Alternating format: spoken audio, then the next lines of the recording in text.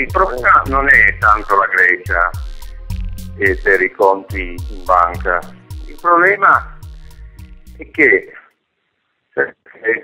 alla cosa che è stata data tanta rilevanza, in qualche maniera i comportamenti anche d'Italia sono cambiati e ha lasciato andare delle banche sull'orlo del fallimento, bloccando anche i conti correnti. Questo è stato a fine 2010 col Banco Emiliano Romagnolo e pochi giorni fa con la Banca Network. Banche piccole, d'accordo, però in effetti quello che dagli anni 30 non era mai capitato, cioè trovarsi il proprio conto in banca bloccato, ormai è avvenuto già 2 volte. Quindi il problema dei conti correnti a questo punto non è tanto quello della Grecia. Di per sé l'uscita della Grecia dall'euro direttamente è un problema per i conti correnti in Grecia, non direttamente per i conti correnti negli altri paesi. Bisogna vedere se questo capita e questo cosa potrebbe causare. Comunque i conti correnti non sono la cosa, non si possono più dire che sono la cosa più sicura. D'altra parte la frase famosa paga come un banchiere, insomma non sembra molto più attuale. I conti di deposito sono conti correnti bancari, quindi sono soldi prestati a delle banche. C'è un fondo interbancario di tutela dei depositi che copre fino a 100.000 euro,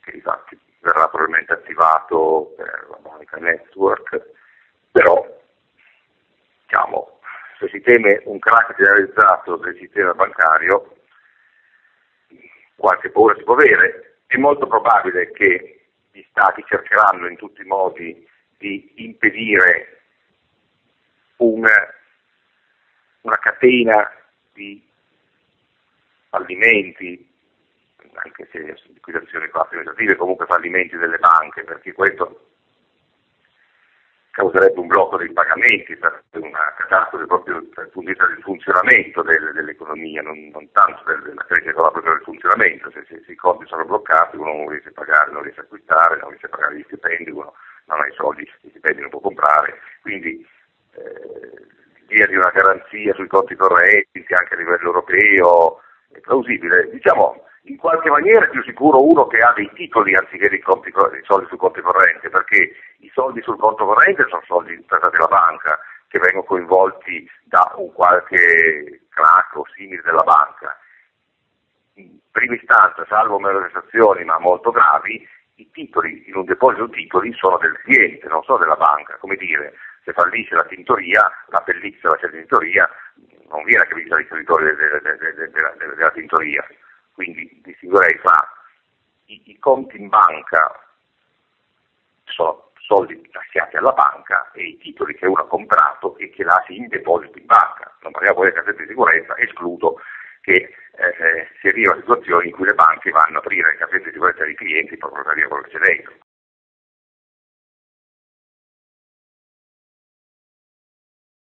Un'uscita dell'Italia dall'euro vuol dire evidentemente la fine dell'euro, perché il terzo Stato dell'Unione Europea, poi certamente non uscirebbe solo l'Italia, uscirebbe magari almeno anche la Spagna, il Portogallo, eccetera. Quindi, gli eventi storici sono imprevedibili, purtroppo o per fortuna nulla della storia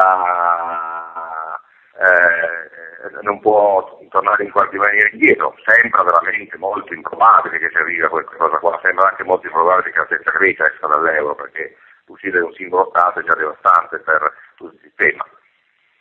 In ogni caso, ecco, dire una cosa, chi ha il mutuo, ecco, una paura che a molti è quella, l'Italia esce dall'euro, io il mutuo prenderò stipendio in lire e invece mi faranno pagare il mutuo in euro. No, non è così sicuramente, se l'Italia uscisse dall'euro anche i mutui verranno convertiti in nuova valuta, questo. Lo scenario peggiore è che gli stati sono insolventi, cioè lo Stato italiano non paga più gli interessi nei rimborsi dei titoli, lo stesso fa con lo spagnolo, magari con lo francese, con lo tedesco magari lo paga soltanto più titoli in mano ai tedeschi, a questo punto le banche falliscono, privatizzazioni in gran parte per quelle, l'euro finisce, si trovano le monete di un tempo o altre nuove monete, e questa sarebbe una catastrofe, non totale, perché certi stati come l'Arabia Saudita o la Cina o il Brasile sarebbero toccati, ma per l'Europa e per gli Stati italiani sarebbe la cosa peggiore. Come ci si può riprendere da questo? A questo punto uno dovrebbe veramente fare una cosa che fa un po' ridere, fa un po' ridere per un po' da paranoici, cioè trasformare i suoi risparmi in banconote non dell'area dell'euro, cioè prelevare dalla banca, cosa che è lecito fare, uno può prelevare dalla banca qualunque cifra in contanti, e questo è perfettamente lecito, non può usarle per cifre dello sporco, certo non può fare reati, ma prelevare, tenersi in casa di sicurezza i contanti è perfettamente lecito in qualunque valuta. Uno dovrebbe a questo punto tenere in casette di sicurezza, tenere in più casette di sicurezza, franchi svizzeri, sterline britanniche, dollari americani, magari canadesi, se li servete, yen, eccetera. Questa sarebbe la difesa da un crack realizzato degli stati, molti stati dell'Europa, dell'Italia e delle banche stesse. Non credo che siamo arrivati a questo punto.